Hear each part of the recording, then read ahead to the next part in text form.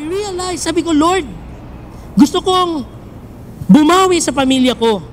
Hindi dahil ito yung pride ko. Hindi dahil ito yung gusto ko lang. Yung sinasabi ng nanay ko dati na ikaw wala kang pag-asa, nag-share yan one time. Sabi niya, itong si JQ, never to naging honor.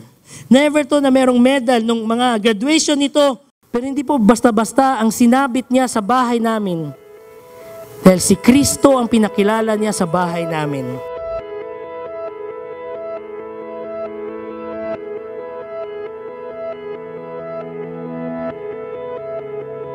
Ako si Kinter Sato, taga Karkar. Ang giisip dyan ako nga masa ang CFC sa pamilya kay Juan.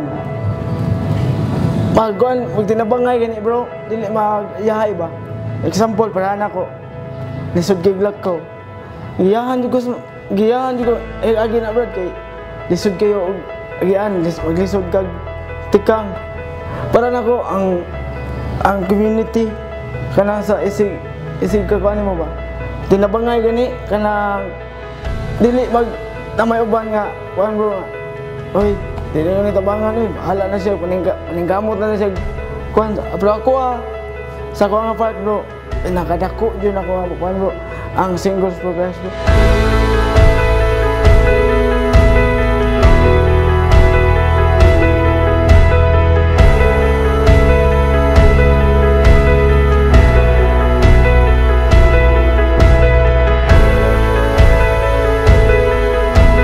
Ang pinakauna yun nato na experience is love. Amen? Dinilibi at the first na in love. Diba? Balik-balik na no? All throughout the talks nga, tinigit na primero na in love sa family.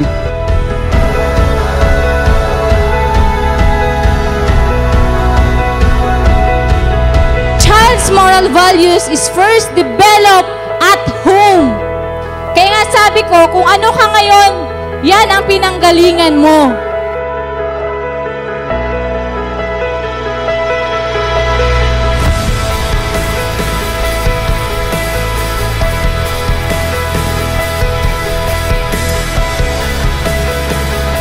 Siguro, it's about time na we pay back sa atong parents. What we do to our life is our gift to God.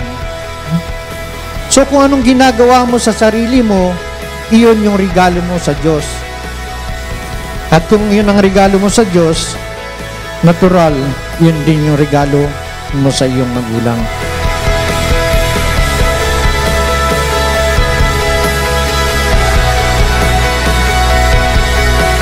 Especially our family members, to become closer to God despite being rejected or being laughed at. Padayon lang ta og himo og maayo sa atong kinabuhi, and they will see the love of God in us.